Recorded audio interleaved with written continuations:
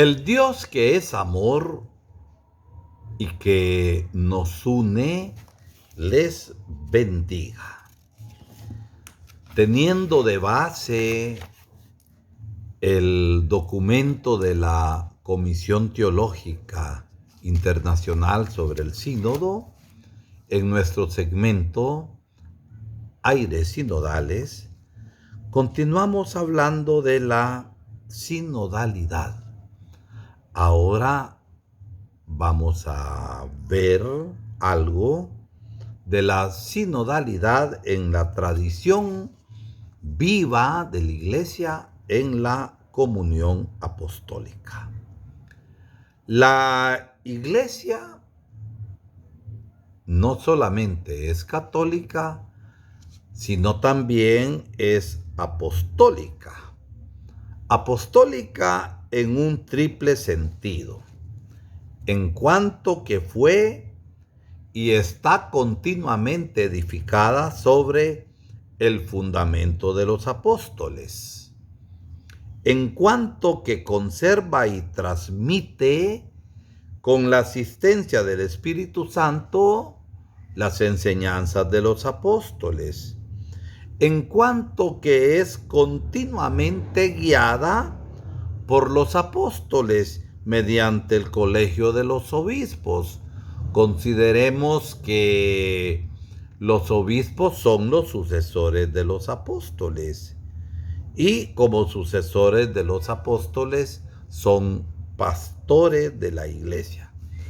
Concentrémonos aquí en nuestra atención sobre la relación entre la vida sinodal de la iglesia y el ministerio apostólico que se actualiza hoy en el ministerio de los obispos, en comunión colegial y jerárquica entre ellos con el obispo de Roma. Hay comunión entre todos los obispos del mundo y de los obispos con el obispo de Roma, que es el Papa, el pastor universal.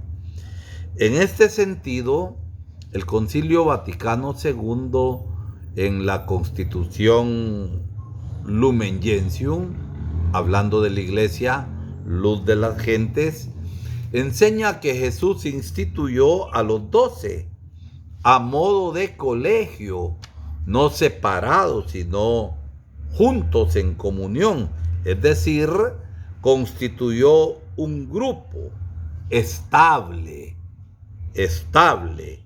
al frente del cual puso a Pedro, elegido de entre ellos. Afirma que la sucesión episcopal, la sucesión se actúa mediante la consagración de los obispos. Por ejemplo, a Monseñor Ángel, nuestro obispo, lo ordenó de obispo Monseñor Gonzalo de Villa. A Monseñor Gonzalo de Villa, actualmente arzobispo, lo ordenó Monseñor Rodolfo Quesada Toruño. Y así podemos llegar hasta uno de los apóstoles. Entonces, es precisamente por esta consagración que se les confiere la plenitud del sacramento del orden. En el orden sacerdotal hay 3 grados: diáconos, presbíteros, yo soy presbítero, y obispo. Y los obispos se integran en la comunión colegial con todos los obispos y jerárquica con la cabeza, que es el Papa. Declara, por lo tanto, que el ministerio episcopal es correspondencia y derivación del ministerio apostólico y tiene forma colegial, no cada obispo solo, y jerárquica, unidos al obispo de Roma. Y así se ilustra el vínculo entre la sacramentalidad del episcopado y la colegialidad episcopal, superando ¿qué cosa? La interpretación que desvinculaba el ministerio episcopal de su raíz sacramental y debilitaba así la dimensión colegial atestiguada por la tradición viva de la Iglesia, y de esta manera, dentro del cuadro de la eclesiología, del concebir a la Iglesia en la comunión y en la colegialidad, se integra la doctrina del Vaticano II sobre el obispo de Roma, el Papa, como principio y fundamento visible de la comunión de los obispos y de la multitud de los fieles. Es el ministerio del Papa el que nos hace ser unos en la comunión.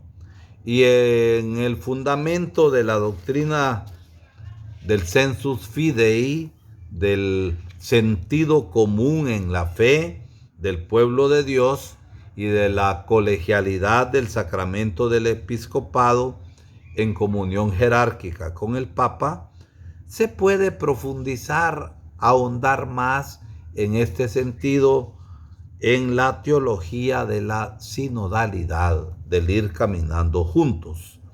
La dimensión sinodal de la Iglesia expresa pues el carácter de sujeto activo de todos los bautizados. Somos las piedras vivas en la Iglesia y al mismo tiempo del rol específico del ministerio episcopal, del ministerio de los obispos en comunión colegial y jerárquica con el obispo de Roma. En el próximo segmento de Aires Sinodales continuaremos profundizando esto que ahorita hemos estado reflexionando sobre la sinodalidad en la tradición viva de la Iglesia. Que Dios les bendiga.